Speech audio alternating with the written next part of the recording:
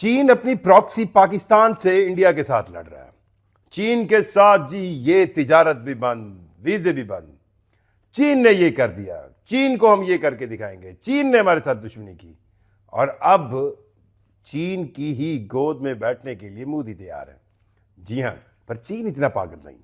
चीन के वजीर खारजा यांग यी भारत के दौरे के बाद पाकिस्तान पहुंच गए। Between India and Pakistan tour उन्होंने कुछ घंटों के लिए अफगानिस्तान, काबुल का भी दौरा किया।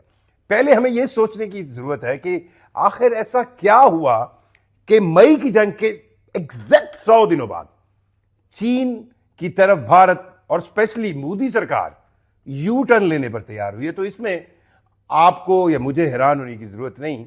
जो चाणक्य की साइंस थी कि दुश्मन का दुश्मन आपका दोस्त, शायद यही बात है।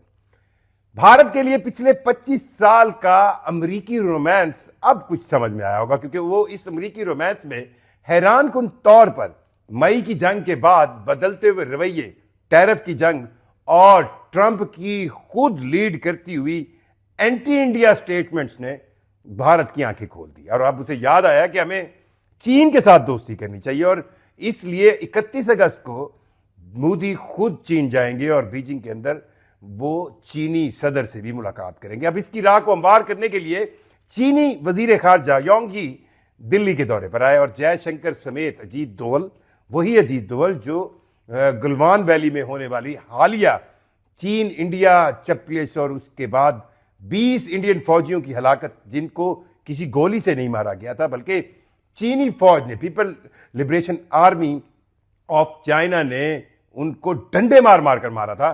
और इसका रोना खुद मोदी ने अपने सरकारी मीडिया पर रोया था।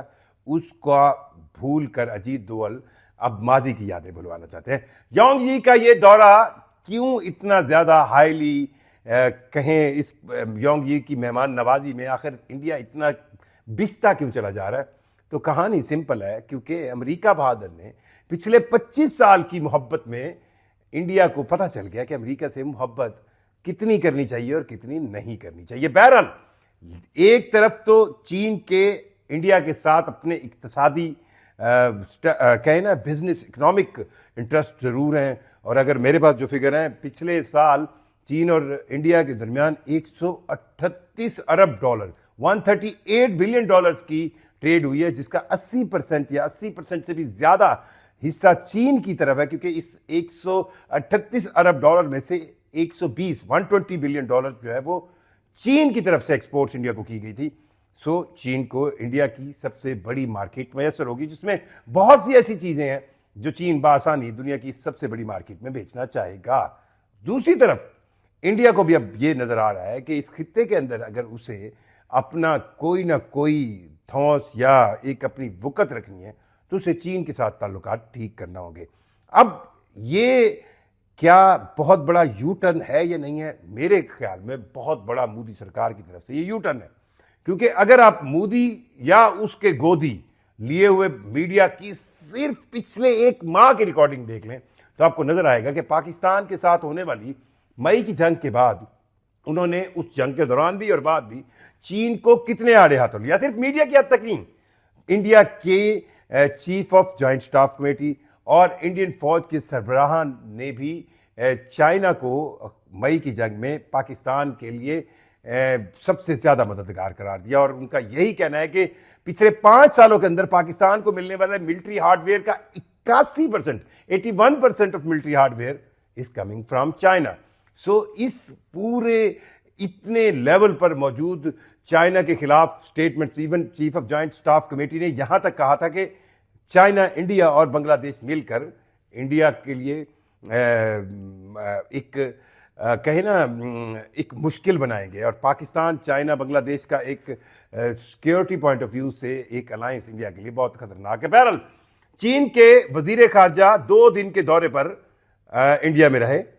उसके बाद जब मैं आपसे बात कर रहा हूं, वो कुछ घंटे काबुल गए, जहां पर सैफरीकी मुज़ाकरात हुए पाकिस्तान, अफगानिस्तान और चीन के वज़ीर खारजा के दरमियान। और उसके बाद इस वक्त वो चीन के वज़ीर खारजा पाकिस्तान के अंदर मौजूद है, और वो ये बताने की कोशिश कर रहे हैं पाकिस्तान को कि जो इंडिया के साथ किन किन मामलात पर किस किस वजह से बातचीत कर रहे थे।